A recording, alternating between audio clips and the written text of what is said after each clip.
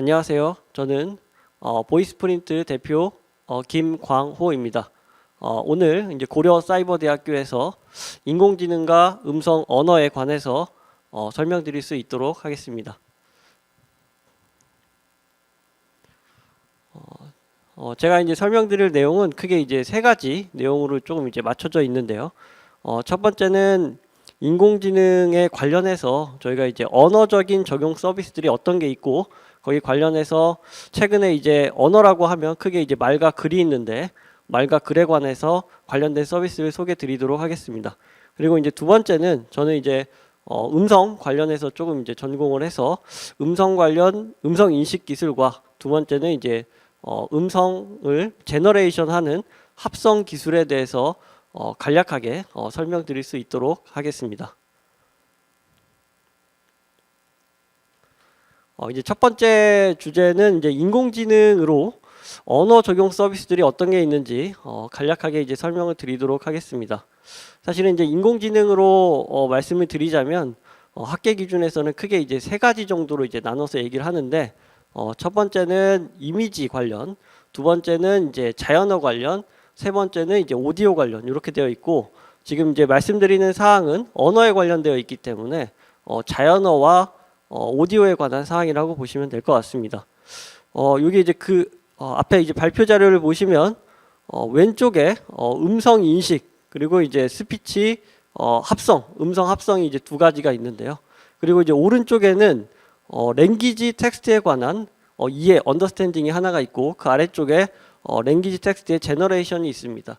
크게 이제 사람이 하는 언어는 말과 글이 있는데, 이제 왼쪽에 보시면은 이제 말에 관한 거고, 오른쪽에 보시면은 글에 관한 거라고 보시면 될 것 같습니다. 그래서 이제 음성 인식은 사람의 어떤 그 말을 이해를 하는 부분이고요. 그리고 이제 아래쪽은 말을 제너레이션 하는 쪽이고, 오른쪽에 이제 보시면 랭귀지 텍스트 언더스탠딩은 어떤 그 글을 기계가 이제 이해할 수 있게 만드는 부분, 그리고 아래쪽은 이제 글을 제너레이션하는, 생성하는 쪽으로 이렇게 나눠져 있습니다. 그래서 이제 제가 이제 전공으로 했던 거는 이제 음성 인식 쪽으로 좀 맞춰져 있는데, 사실은 언어 적용 서비스의 이제 대표적인 예제는 이제 그림에 보시면 그 알렉사, 아마존의 이제 알렉사죠. 그래서 이제 스피커, AI 스피커라고 알려져 있습니다. 그리고 옆에는 이제 구글 홈, 그리고 이제 최근에 이제 국내 기업인 SKT, KT, 네이버, 카카오에서 이제 AI 스피커를 이제 많이 만들고 있는데요. 사실은 이제 AI 스피커에 들어가 있는 기술은 크게 내부적으로 관련된 기술들이 다 들어가 있다라고 보시는 게 맞습니다. 왜냐하면 이제 첫 번째, 사람이 이제 말을 하면은 말을 이제 이해를 해야 되기 때문에, 그래서 음성 인식이 맨 앞단에 있고, 그리고 이제 두 번째, 그 말을 텍스트로 바꾸면 텍스트를 가지고 언더스탠딩이 진행이 됩니다. 이해를 하는 과정이 이제 진행되고, 그 이해에는 크게 화자의 의도를 분석하는 부분이 있고, 그 의도에 맞춰서 텍스트를 제너레이션 합니다. 답변을 만드는 거죠. 그러면 이제 답변을 만든 이후에는 다시 음성 합성이 맨 마지막에 적용돼서 그 텍스트에 맞는 답을 만들어주는 구조로 되어 있습니다. 그래서 사실 이제 전체적으로 다 적용되어 있는 부분이 이제 저희의 이제 체감적으로 와닿는 부분은 AI 스피커가 저희에 이제 적용이 되는데, 최근에는 이제 음성 합성이라든지, 사실은 이제 음성 합성 부분에서도 이제 소리 중에도 이제 뭐가 있냐면 음악이라는 게 있습니다. 노래를 이제 부르는 게 있죠. 그래서 최근에는 이제 노래를 합성하는 것도 이제 연구를 하고 있고요. 그리고 이제 오른쪽에 보시면 이 랭귀지 텍스트 언더스탠딩 부분은 크게 이제 자연어 처리라고 좀 얘기를 하는데, 자연어 처리 내에서도 그 NLG라고, 내추럴 랭귀지 제너레이션과 NLU, 크게 이제 두 가지로 나눠져 있습니다. 근데 이제 최근에 이제 기사를 통해서 관심 있으신 분들은 보셨을 텐데, 그 GPT-3라고 랭귀지 텍스트를 제너레이션 하는 쪽으로 정말 이제 유명한 모델이 있습니다. 그래서 정말 이제 성능이 너무 사람처럼 뛰어나서 이거를 이제 공개를 해야 되는지 말아야 되는지 그런 고민까지 하고 있는 기술 중에 하나고, 이런 부분들 때문에 윤리적인 문제도 또 발생을 하죠.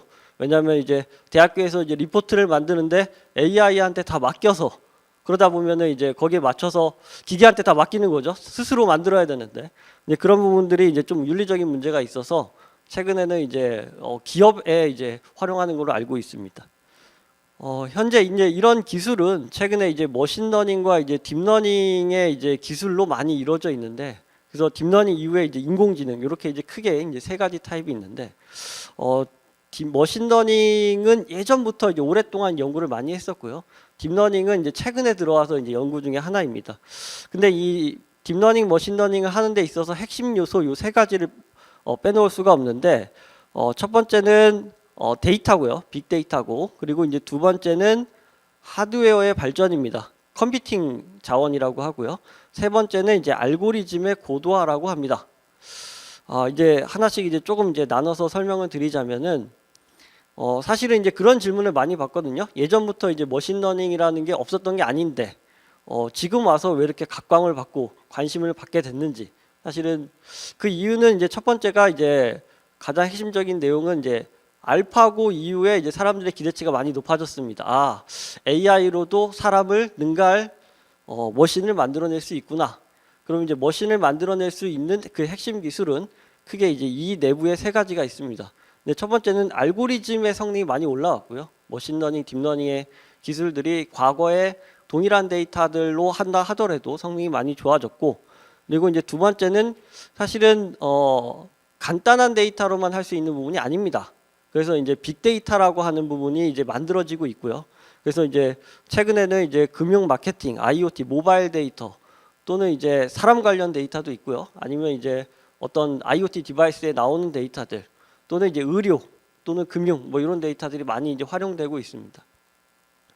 이제 저희로 치면은 이제 음성 쪽은 이제 음성 또는 텍스트 데이터가 이제 많이 생성되고 있기 때문에 그런 데이터들이 꼭 필수적으로 필요합니다. 그리고 이제 두 번째는 그러면 이제 그만큼 데이터가 많이 필요해진 이후에 필요한 건 또 무엇이냐면 컴퓨터로 계산을 해야 되기 때문에 계산 능력이 이제 향상이 필요합니다.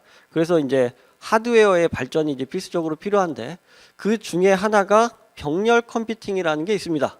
병렬 컴퓨팅. 그러니까 계산을 이제 여러 개를 이제 동시에 나눠서 일을 처리하는 거라고 보시면 되고요.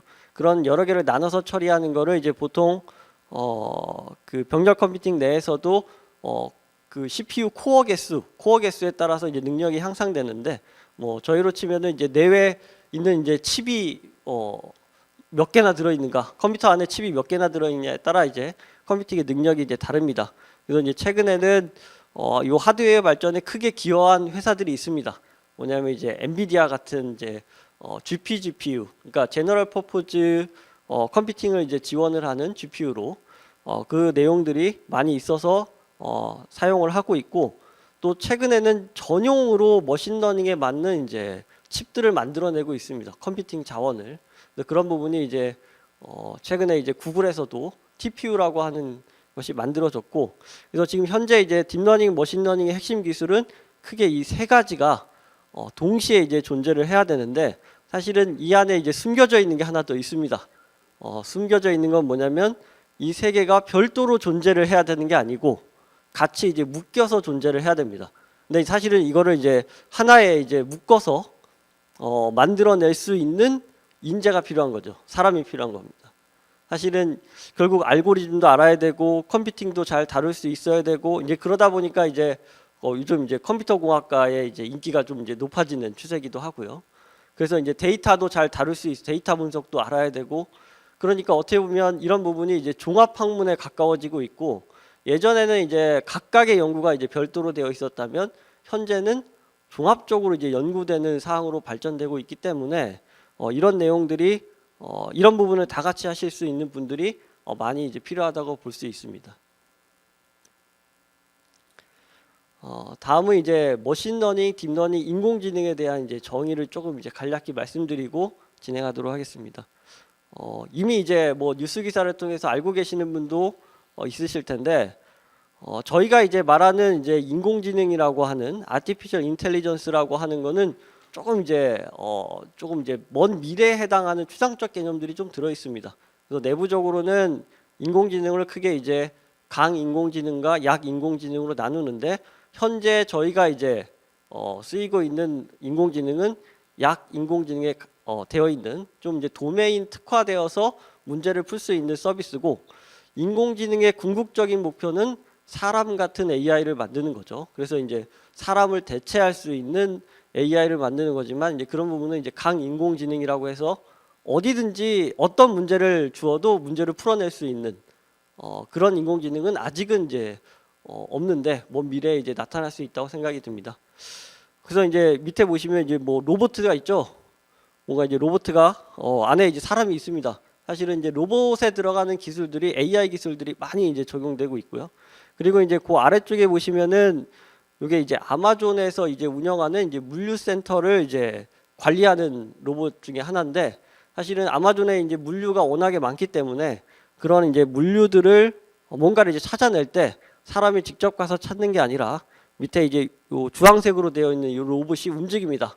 그래서 뭔가 이제 내가 필요한 거를 가져다 달라고 하면은 요 로봇이 알아서 자동으로 움직여서 가져다 줍니다. 자, 그리고 이제 요 안쪽에 이제 머신러닝이 있는데요.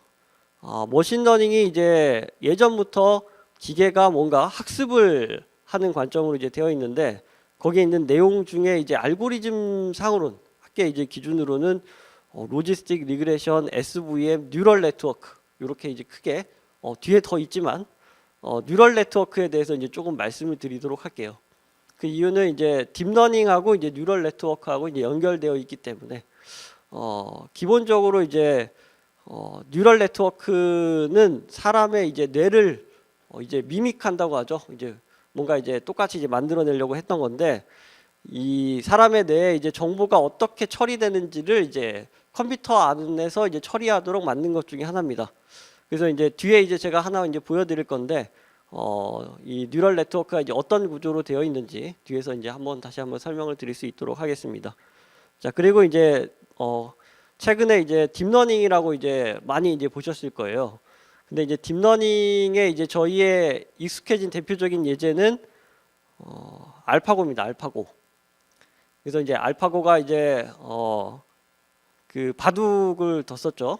그래서 알파고에 이제 들어가 있는 기술 중에 하나는 딥러닝의 기술인데 그 안에 이제 딥러닝에도 이제 여러 가지 기술 중에 이제 강화학습이라고 하는 내용이 포함되어 있습니다. 그래서 이제 지도학습, 강화학습, 비지도학습 이렇게 이제 세 가지 중에 알파고는 기본적으로는 이제 지도학습과 강화학습이 좀 결합되어 있는 형태로 되어 있습니다.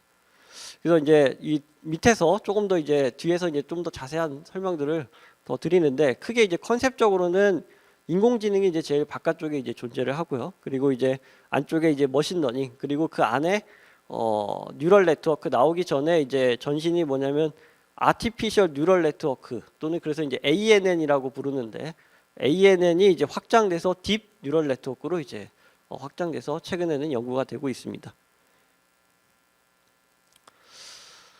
여기 이제 머신러닝의 개념을 이제 조금 이제 설명을 드리자면은 머신러닝은 이제 기계가 뭔가 배운다는 컨셉으로 되어 있는데 이제 기계가 이제 스스로 여기 이제 중요한 게 이제 연료 자원을 이제 넣어줘야 되는데 그 자원의 내용 중에 하나가 데이터입니다. 데이터를 넣으면 기계가 스스로 뭔가 패턴을 찾고 학습해서 이 모델을 이제 최적화한다라고 이제 말씀을 드리는데 이게 이제 예전부터 이제 비교 대상을 이제 어디로 보냐면 전통적인 이제 프로그래밍 방식하고는 많이 다릅니다. 딥러닝 방식이 전통적인 프로그램은 이제 데이터하고 프로그램은 이제 알고리즘이라고 하는데 알고리즘을 만들면 뭐 예를 들면 덧셈이라고 하는 거를 프로그램 하겠다. 그러면 1하고 1을 넣으면 이제 덧셈 함수를 만들어내서 그 함수 뒤에 이제 결과를 만들어냅니다. 자, 그런데 이제 머신러닝은 반대입니다. 반대. 뭐냐면 이제 프로그램이 스스로 만들어져야 돼요. 프로그램이. 그래서 그 프로그램을 이제 뭐라고 얘기하냐면 결국은 모델이라고 얘기합니다. 모델. 그거를 이제 모델을 DNN으로 만드는가 아니면 이제 뭐 머신러닝 모델로 만드는가 다양한 모델들이 있는데 그 중에 하나로 딥러닝 모델이 존재를 하고 있고 딥러닝 모델로 이 데이터와 아웃풋을 넣어주면은 뭔가 데이터의 패턴이라고 하는 거를 기계가 스스로 찾아내도록 되어 있습니다.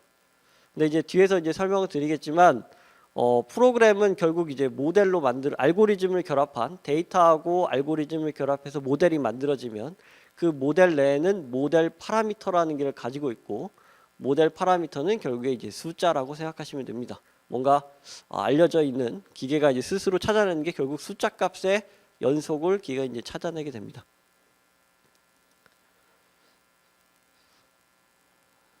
자, 그래서 이제 뒤에 보시면 여기 이제 딥러닝 모델의 기준으로 모델 파라미터와 여기 W, B를 이제 최적화하는 거로 이제 말씀드리는데, 여기 이제 모델 파라미터를 이제 W하고 B를 이제 웨이트하고 이제 바이어스라고 이제 얘기를 합니다. 웨이트하고 바이어스. 여기 이제 하나 이제 이그젬플을 이제 보여드리자면은 여기 이제 보시면 오른쪽에 아웃풋으로 되어 있는 부분이 있죠. 그러면 이제 파란색하고 주황색으로 되어 있는 점들이 포인트들이 있는데, 이제 점들이 이렇게 뭉쳐져 있다라는 것을 기준으로 분리를 할 수 있는 경계선 또는 경계면을 기계가 스스로 찾아내는 게 모델 파라미터라고 보시면 됩니다. 사실 이제 직선이 이제 나오게 되는데요. 직선. 그러니까 데이터는 예를 들어서 이제 분류하는 모델이라고 보면은 여기 이제 파란색하고 주황색을 이제 분류하는 경계선, 경계면을 찾아내는 문제라고 생각하시면 됩니다. 그래서 이제 저희가 이제 중학교 이제 수학에 나오죠. 1차 함수. 1차 함수라고 하면 이제 y는 ax 플러스 b. 그래서 이제 그 중에 a가 기울기라고 되어 있고, 기울기가 여기서는 이제 모델 파라미터 중에 w라고 보시면 됩니다. w. 그래서 이제 그 w가 이제 단순히 이제 스칼라 값이 아니라 조금 이제 벡터나 매트릭스 형태로 좀 이제 존재를 하게 되는데, 그래서 이제 결국은 이제 y는 ax 플러스 b에서 a와 b를 기계가 스스로 찾아내는 거고, 결국은 이게 이제 차원 공간이 조금 이제 작아서 낮을 때는 이제 직선으로 보이지만, 조금 이제 점들이 이제 차원 공간에 고차원 공간에 존재하면은 보통 이제 면으로 구분을 하죠. 그래서 이런 건 이제 패턴 인식에서는 이제 하이퍼플레인이라고 합니다. 하이퍼플레인. 그래서 결국에는 기계가 이제 딥러닝을 통해서 하는 거는 데이터를 어떻게든 주어지면 기계가 스스로 구분할 수 있는 능력을, 그 구분의 능력은 이제 모델 파라미터인 W와 B를 스스로 찾아가도록 하는 거라고 보시면 됩니다. 이제 그런 거를 이제 컴퓨터적으로 이제 어떻게 만들어 가는가에 대한 내용들이 이제 딥러닝 모델에 이제 존재를 한다고 보시면 될 것 같습니다. 그리고 이제 여기서 이제 딥러닝 모델 이외에는 이제 다른 모델이 이제 뭐가 있냐면, 이 DNN 이후에 이제 나왔던 모델 중에 DNN을 이제 확장한 모델로 크게 이제 컨볼루션 뉴럴 네트워크, 그리고 이제 두 번째는 리커런트 뉴럴 네트워크라고 하는 크게 이제 두 가지의 파생 모델이 존재를 하는데, 컨볼루션 뉴럴 네트워크는 이미지 인식 쪽에 조금 이제 초점이 맞춰져 있고요. 그리고 이제 리커런트 뉴럴 네트워크는 사람의 기억력을 모델링하는 모델로 되어져 있습니다. 그래서 이제 시계열 데이터를 다룰 때는 보통 이제 리커런트 뉴럴 네트워크를 활용을 하고, 이미지 인식을 하기 위해서는 이제 DNN으로 좀 이제 컨볼루션 CNN으로 활용을 하기도 합니다.